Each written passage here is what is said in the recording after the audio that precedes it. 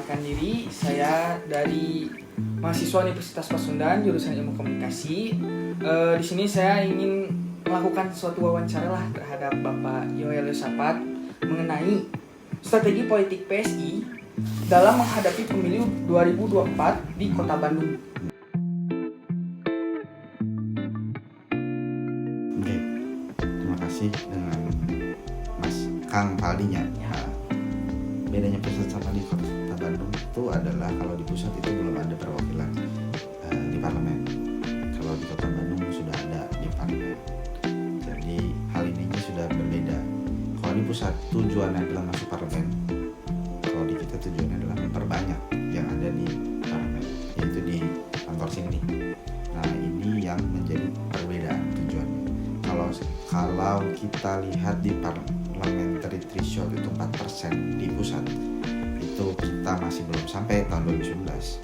Kita kalau dibilang di sini 3 kursi dari 50, berarti kalau dibilang 100% berarti 6%, benar nggak? Iya. Nah, 6%. Nah, hal inilah yang jadi pembeda, dimana kita akan berusaha menambah, yaitu dengan cara ya bagaimana yang belum dapil, yang belum ada orangnya, belum ada perwakilannya jadi ada. Nah, dapil yang sudah ada perwakilannya tambah lagi. Nah, gitu.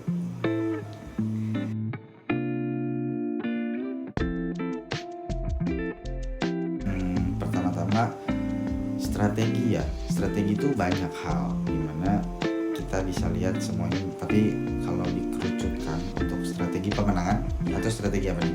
Strategi pemenangan untuk pemilu 2024. Strategi pemenangan itu berarti bagaimana kita pertama dikenal.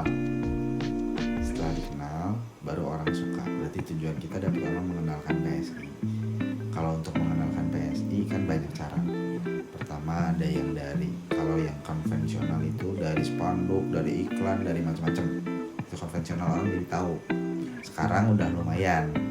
Kalau zaman kemarin mungkin 6 bulan lalu, setahun lalu, PSI masih belum ada gimana di Kota Bandung.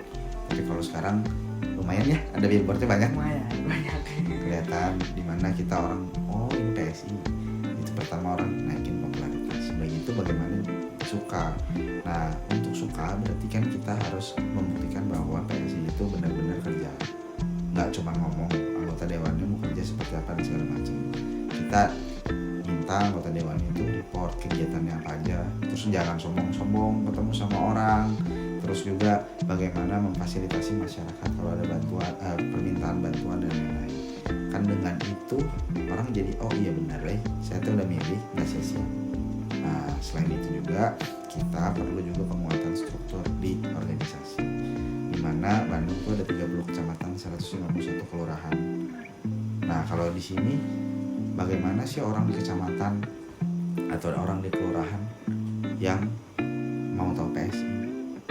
Nah, kalau kita punya perwakilan di setiap kecamatan, kelurahan, bahkan nanti RT RW gitu ya, itu kan orang bisa tahu.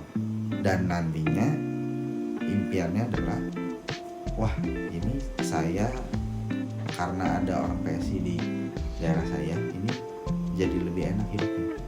Kita mau minta advokasi, minta bantuan apa segala macam, parpolnya benar nyata nggak bantuan. Nah, kurang lebih mas seperti itu. Jadinya popularitas, naikin elektabilitas dengan cara itu, dan bagaimana kita menguatkan struktur supaya nanti teman-teman semua yang di struktur bisa langsung komunikasi sama masyarakat. Nanti yang lain lagi ya bacalek itu ada hal yang lain lagi. Ketika kampanye ya itu ya. Oke, baik.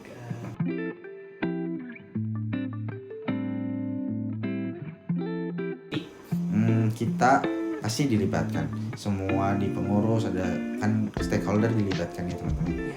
Nggak mungkin cuma kita langsung aja ambil keputusan terus strateginya nggak dikasih tahu, karena strategi ini melibatkan mereka juga. Ya kita kan mau naikin elektabilitas, popularitas, kalau tanpa anggota legislatif gimana caranya? Anggota legislatifnya juga harus ikutan. Bukti kerja, ayo dong kamu sekarang ada orang bantu, terus kita publikasi lah hal itu. Jadi pasti melibatkan.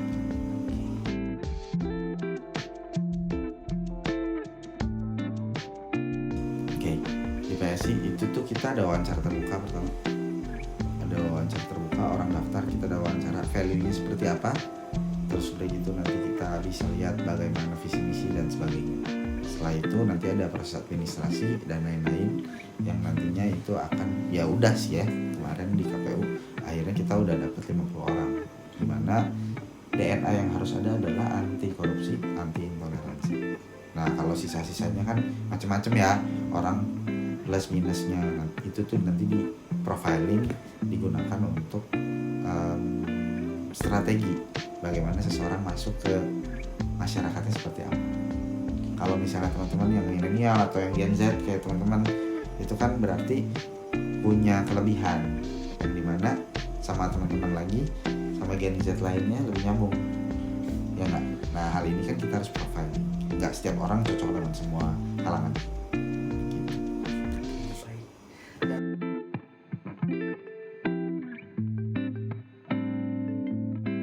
Oke, balik lagi ke yang awal berarti ya, kita target punya setiap dapil ada orang, terus yang udah ada orang nambah 1 orang. Nah kalau misalnya kita ada 7 dapil, kita dapat 7 kursi plus tambahan 3 lagi jadi 10 kursi, itu kan targetnya lumayan deh. Kalau 10 kursi itu kita bisa mencalonkan wali kota, mengusulkan wali kota. Wali kotanya siapa ya kita belum tahu karena kita masih menjaring nama-nama wali kota. Itu aja paling. Jadi kita target ke sana, pertama dapat kursi, dan kalau misalnya kita sukses kita bisa mengusung wali kota yang dimana kalau sekarang kita lagi nggak punya kan. Paling itu aja sih Pak yang mau kita wawancara mengenai strategi politik PSI dalam menghadapi pemilu 2024 di Kota Bandung. Saya ucapkan banyak-banyak terima kasih sudah mau berpartisipasi dalam observasi dan juga wawancara kami untuk tugas jurnalisme dan juga komunikasi politik. Saya ucapkan banyak-banyak terima kasih. Gitu aja sih dari kami. Semoga kedepannya PSI bisa lebih baik dan juga lebih mantap lagi ke depannya. Terima kasih Kang Faldi, terima kasih Kang Raffi, terima kasih Kang Pino, terima kasih Kang Diva, kameramen. Siap.